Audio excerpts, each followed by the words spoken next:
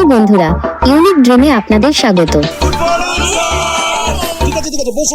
কোয়েল মল্লিক, নুসরাত জাহান, মিমি চক্রবর্তী, শ্রাবন্তী আর Koushani ডটক। Motor কলাই গোল গোল দাঁতে ভাঙে না, আরে ওই পাড়ার শাশুড়িরা বৌমা চেনে না। বলেন কি? এই নামগুলো শুনলেই আমাদের চোখের সামনে ভেসে ওঠে তাদের আজকের গ্ল্যামার, হিট সিনেমা আর বক্স অফিস কাঁপানো পারফরম্যান্স। তারা আজ টলিউডের সিংহাসনে। কি খাবেন, চা না কফি? না কিছু খাবো না। তাহলে মিষ্টি খান।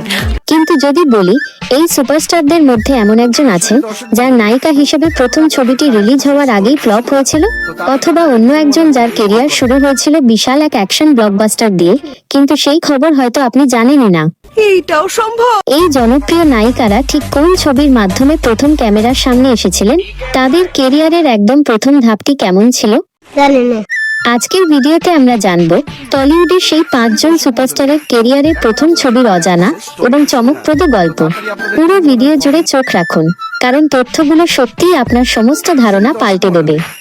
তো গাইস, দেখতেই থাকুন।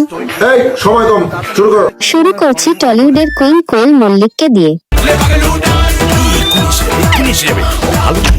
প্রখ্যাত অভিনেতা রঞ্জিত মল্লিকের মেয়ে হয়েও তিনি নিজের জায়গাটা তৈরি করেছেন সম্পূর্ণ নিজের চেষ্টায়। কোয়েলের ফিল্মি কেরিয়ার শুরু হয়েছিল 2003 সালে হিট ছবি নাটের গুরুর মাধ্যমে। তার বিপরীতে নায়ক ছিলেন সুপারস্টার জিৎ।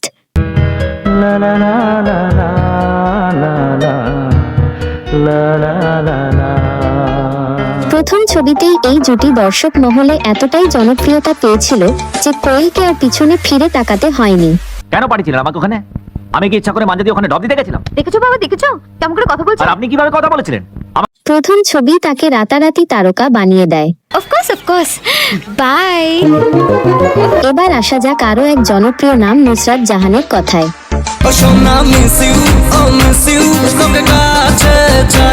গ্ল্যামার আর অভিনয়, এই দুইয়ের মিশেলে নুসরাত জাহানের যাত্রা শুরু হয় 2011 সালে।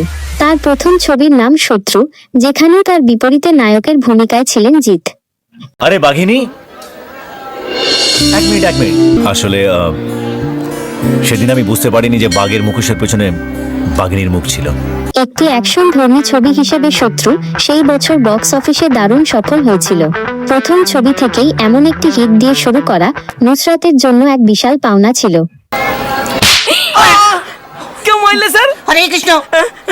এখন যার কথা বলবো, তিনি বহু বছর ধরে আমাদের এন্টারটেইন করে আসছেন।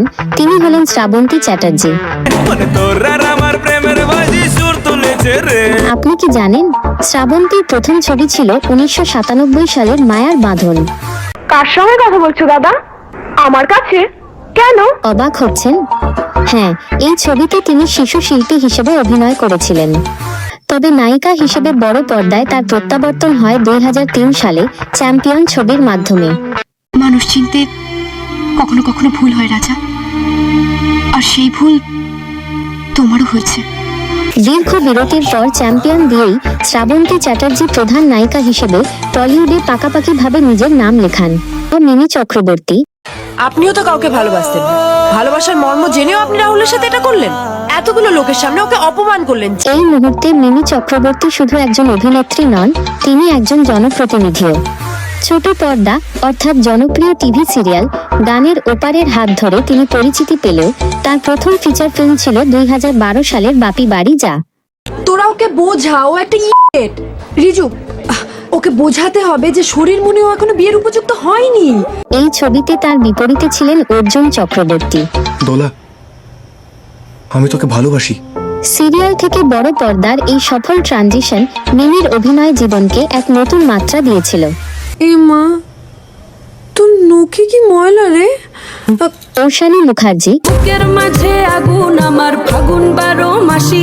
একেবারে নতুন প্রজন্মের তারকাদের মধ্যে অন্যতম হলেন কৌশানী মুখার্জি।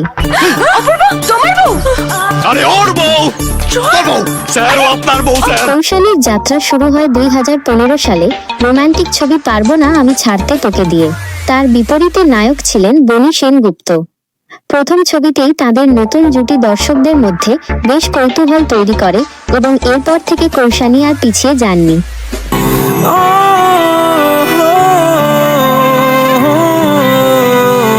তো এই এই ছিল টলিউডের 5 জন জনপ্রিয় নায়িকার প্রথম ছবির রোমাঞ্চকর তথ্য।